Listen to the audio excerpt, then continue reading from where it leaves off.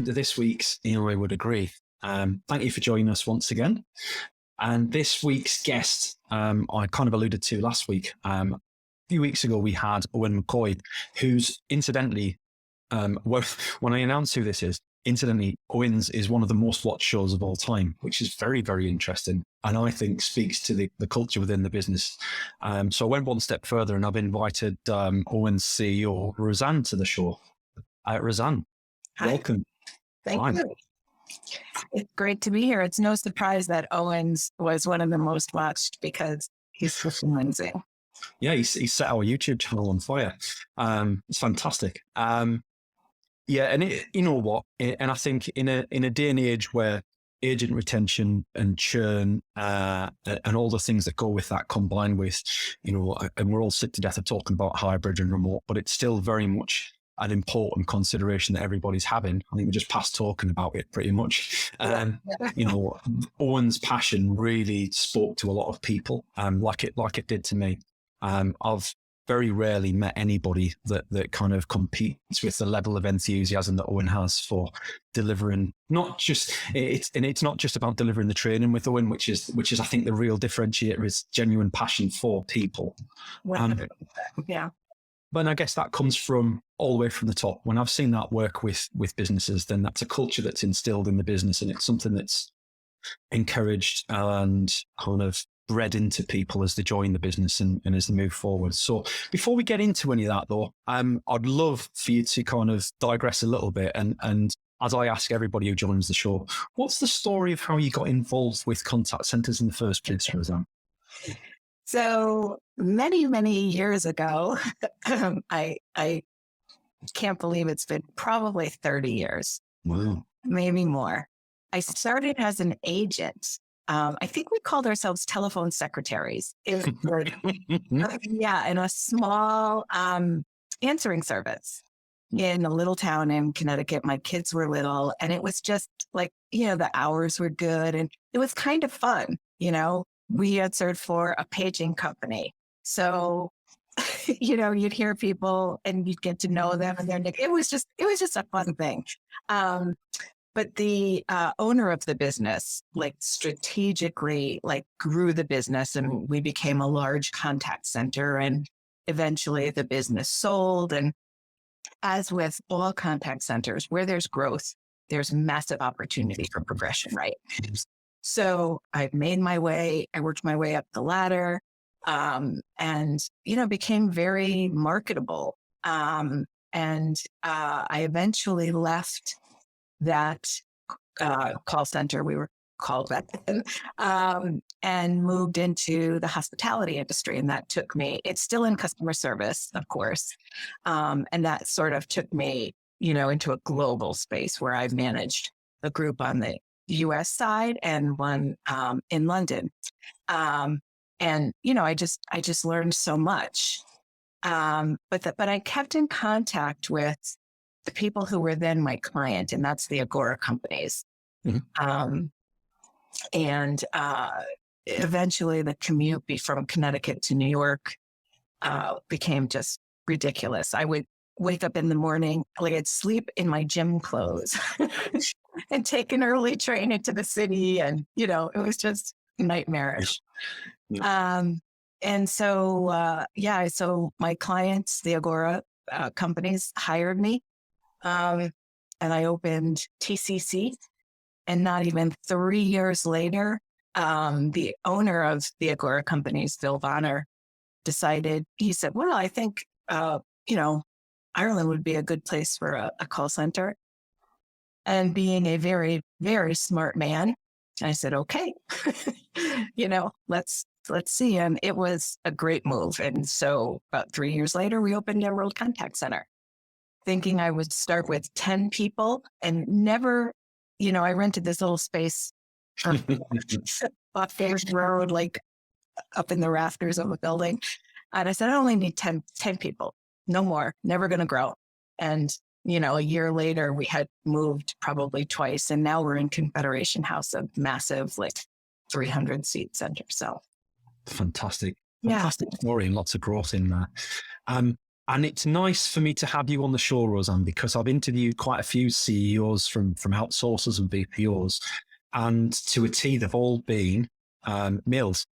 So it's really, really nice to have, to have a little bit of diversity in the show, a little bit of equality there. Question for you in that time then, because obviously you've worked through that environment, you've climbed that ladder.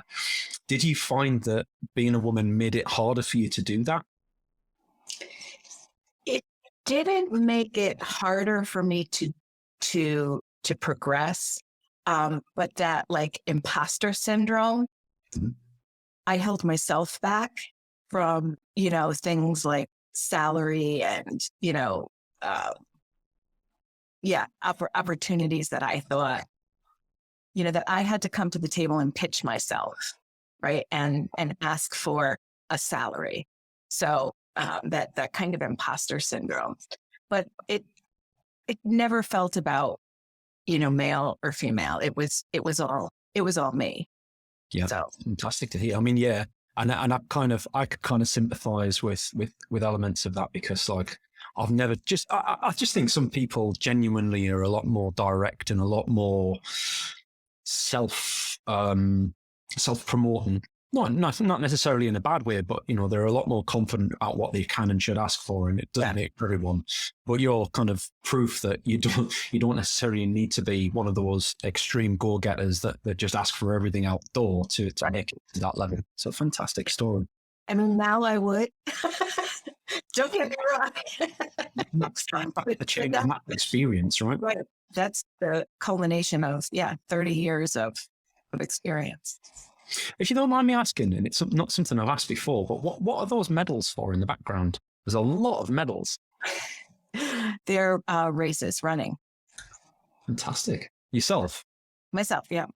Wow, fantastic. Yeah, and you probably can't see, but in the middle, in 2019, I ran the New York City Marathon.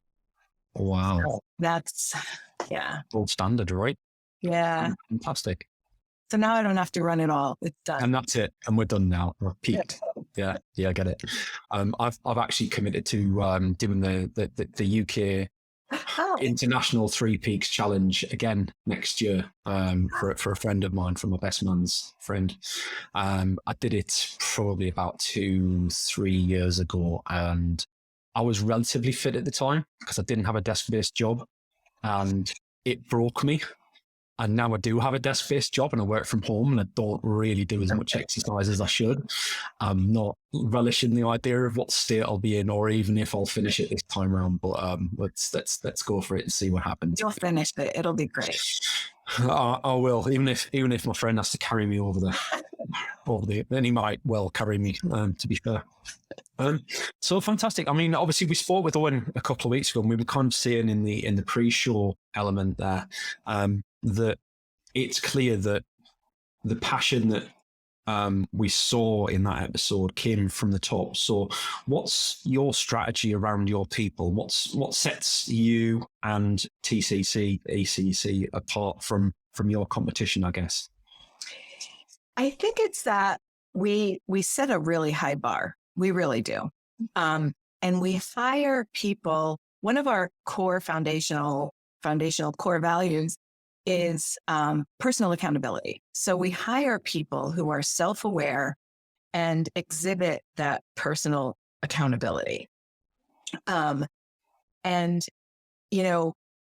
that's kind of where, that's where TMAC comes in, because that helps us like working towards our vision of sugar plums. I always use that term, it's probably very corny. But where we have a group of self-motivated, self-aware people who want to go in and see how they're doing, right? It's that ultimate transparency. Hey, I'm going to check that every day, see if I have a new score, see if there's a new comment, and I'm going to fix it. I'm going to adjust, or, oh, look at me go. I got all those hundreds and all those kudos. Go me. So it's that. It's the high bar, the coaching. We've built our organization around coaching, and we coach to our clients' vision of sugar plums. But beyond that too, we we manage and make decisions using data. Like, I don't think anybody in their right mind in my organization would come to me and propose something without having like at least 3 spreadsheets, to back it up. Yep. And that We'll tell the same story, right? yeah. But that, then now I just sound like a big commercial, but that's where TMAC helps too, because there's no back and forth, right? It's you've got right here. Here's what you need to work on. There can't be, I never heard that before. Nobody ever told me that, which you hear pretty much daily. So it really helps get us to the vision of Sugar Plums. But the strategy is set a high bar, hold people to it, and you end up with the people who want to, are on board and work towards the same end goal.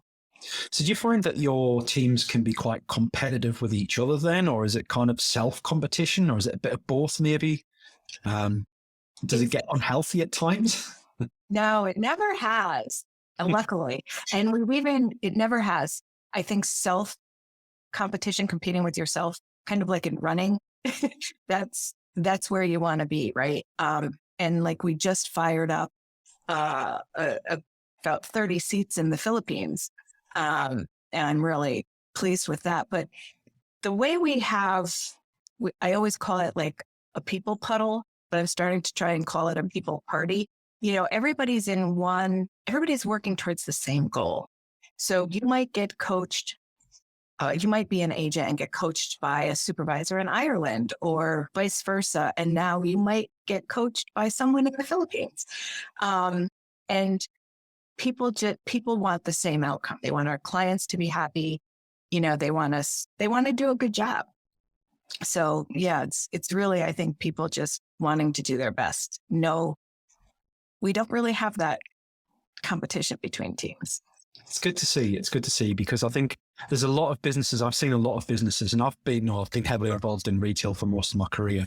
Like, retail can be super competitive, and it's almost promoted. And it's great when that's going to plan, but eventually the animosity starts to show, and it's not quite as healthy as we all anticipated it would be. So it's great for getting there, but like, you've got to be very careful about the boundaries on that. But I think to your point earlier on, self-awareness is something that I guess not everybody has or doesn't have to a sufficient level. Yeah. Do you find that means that your contact center agents are generally of an older demographic then? Because I find that a lot of younger people, there's like, it takes a lot of practice and experience sometimes to bring out your own self-awareness. Not everybody's born with that ability. Yeah, I think so the demographic is very different from the States to Ireland. And I'm just learning in the Philippines, like the Philippines was just a thought at like May 26th, and we're live now. We've got like 20 people live. So I'm just learning that, but yeah, a little bit older, but mostly just wiser, right? Yes. Yeah. Yeah, it's interesting. It's interesting because, I've seen some very self-aware young people who are very driven and were clearly going places. And I tend to find that they're actually quite hard to keep hold of because they know what they've got. And yeah, they're not unmodest, but they're very clear about what they want to do and they know how they want to get there, and they've got a career path kind of already laid out for themselves. Whereas I tend to find when you get to sort of more mature people, I'm not going to say older, but like more mature people who've they've done a few different jobs in a few different industries, they're starting to come to that self-awareness that age brings with, or an experience brings with. And it's a very different kind of self-awareness. It really is. And I think that the younger demographic, in those scenarios that you just spoke about, that's why we're in the position today where people are, I'll use the term job hopping, because they come in, they are bright and motivated and they know it. And if you don't give them a raise or a promotion in, 30 seconds, peace out. Yeah. So. Yeah. And I think that's, like, I often pause this conversation with people we spend a lot of time talking about agent retention and agent churn within. And part of me wonders, not on every occasion, but sometimes I see businesses putting a lot of money into agent retention measures, but actually I think they're just throwing that money down the drain because a lot of those people are probably going to leave anyway. And it's more or less, and I guess this is where I think you guys could probably get it right, is it's about investing in them for that period of time when they are with you so that potentially they might return or at least be best suited to represent you in the next career and carry good word of mouth wherever they go, rather than be disgruntled that they left you, and I think that's a big difference, right? Yeah. And I think, those people who hone their skills or, acquire new skills working for us and move on and are happy and successful, those to me are like the moments, right? They're where you go, wow, we did good. Yes, they're not with us. And it's always bittersweet. But to be able to see people just really, when TCC first opened, I remember there was one person who I found out didn't really have a home. She was sleeping at friends and we said, okay, come on, we're going to help you out, put you up in a hotel, but you'll pay us back when you get on your feet. She was around for several years, probably 5 or 6 years, maybe more. But, then she got a car and a great apartment and she's just killing life right now. Super happy. And, I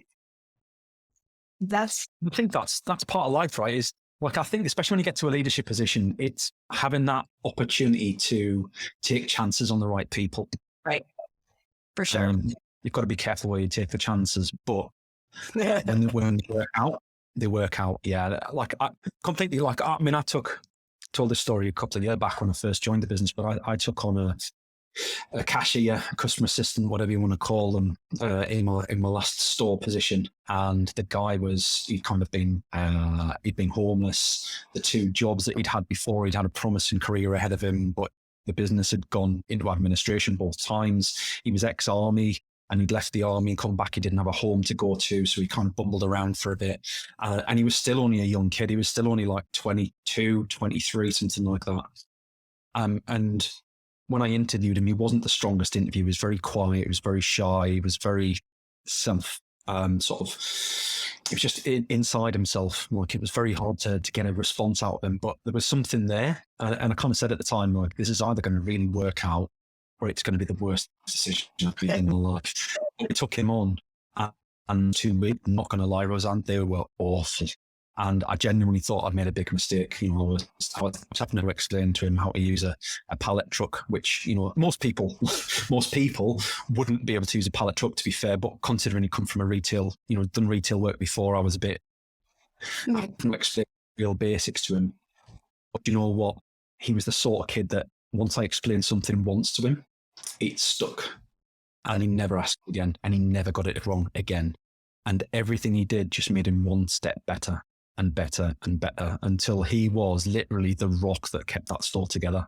What a fantastic guy. And I even had people, when it came to Christmas time, he didn't have any family living local or anything like that. And the team would literally fight over who was going to get him for Christmas dinner that year. Unreal. Amazing.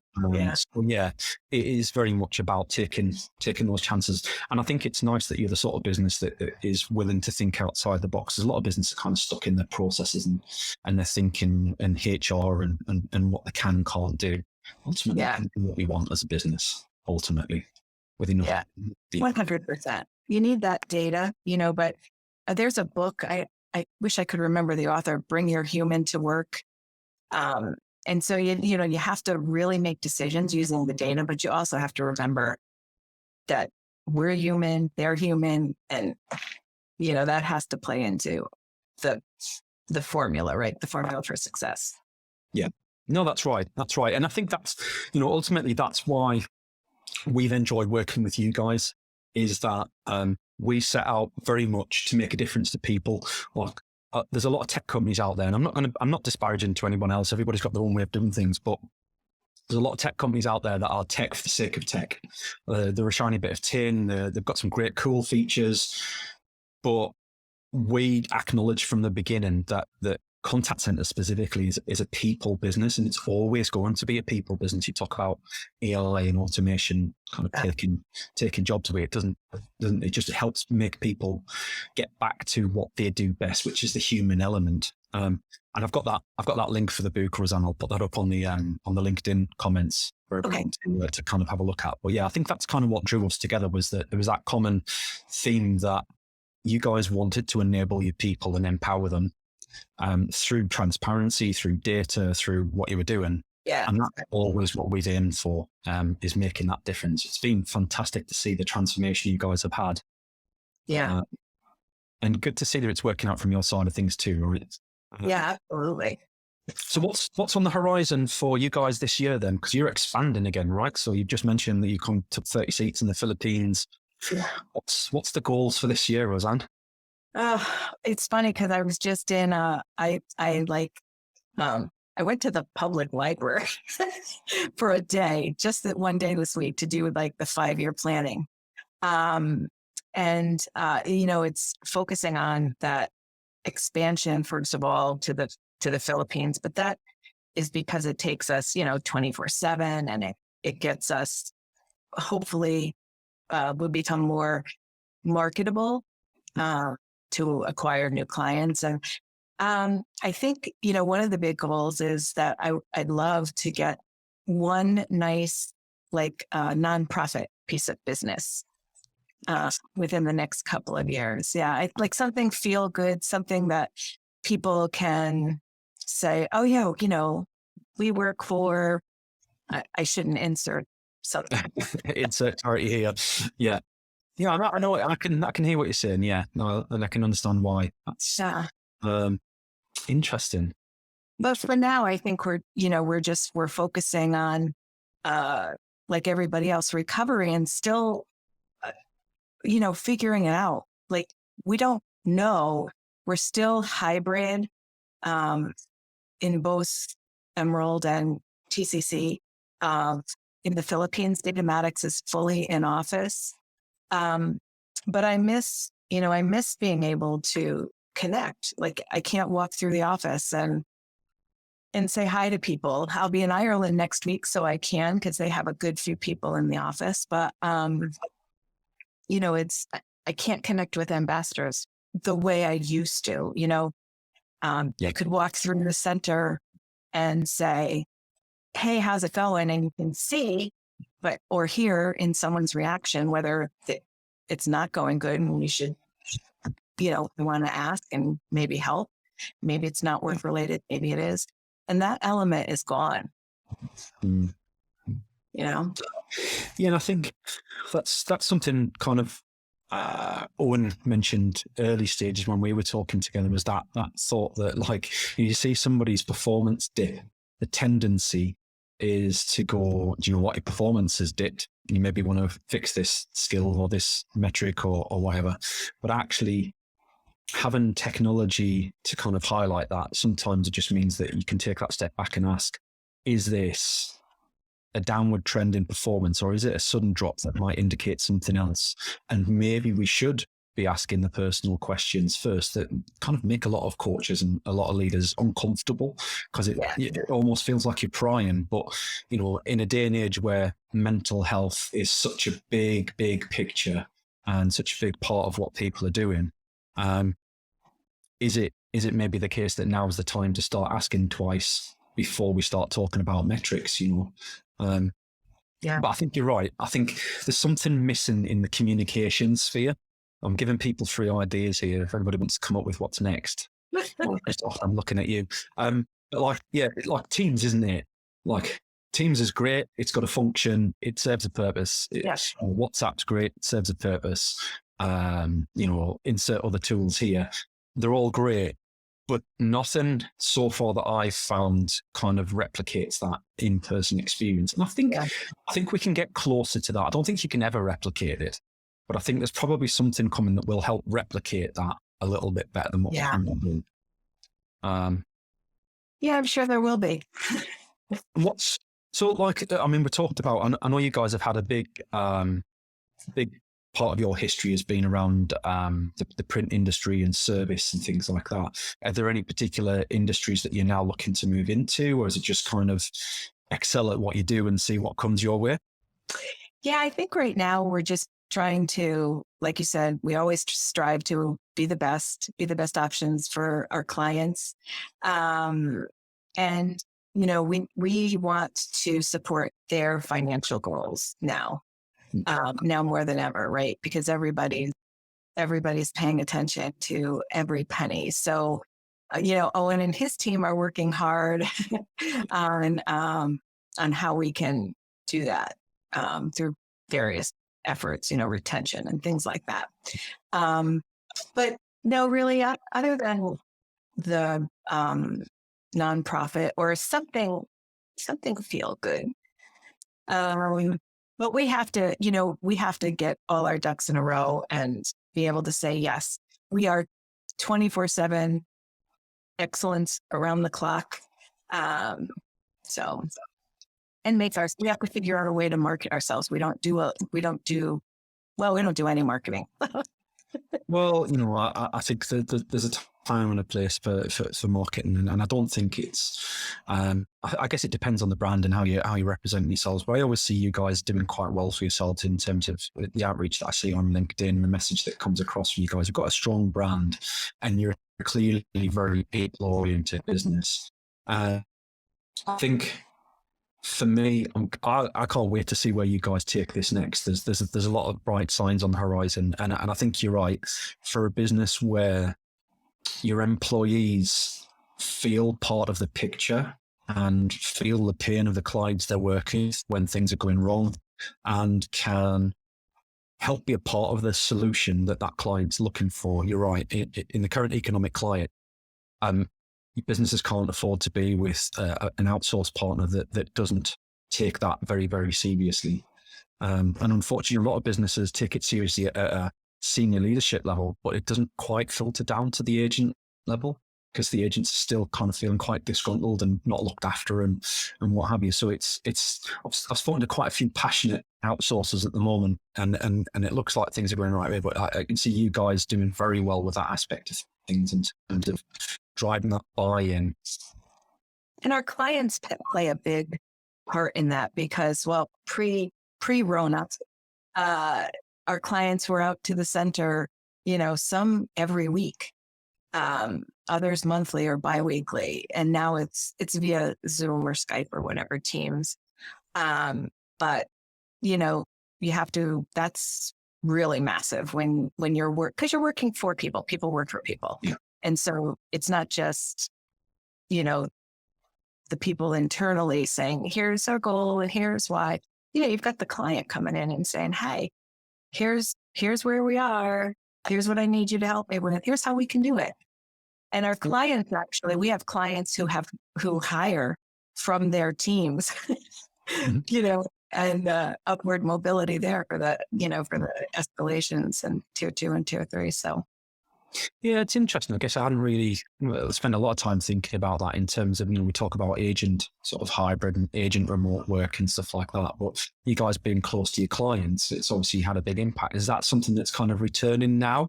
Do you see clients much more interested in coming back into the offices, or is that kind of, is that 50-50 as well? That's about 50-50 too. But, there we have the US and we have no agents in the building currently. They're all remote. So it would, it's just. Well, Roseann, it's top of the half hour, so I'm going to draw a line under it there. But it's been fantastic to chat, and I can see from the comments on the page, there's not so many questions, but there's been a lot of support from the followers on LinkedIn, especially. So thank you to everybody who's come along and watched the show. Roseann, you'll be semi-famous for the next 2 or 3 months with all the clips going out from all the pages. So look forward to that. And absolutely, we'll have to have you back on the show again in a few months' time, so we can hear about how you've gotten on over the next few months. Excellent. I look forward to it. Thanks for joining us. And take care, everyone. Have a great weekend. Bye-bye. All right.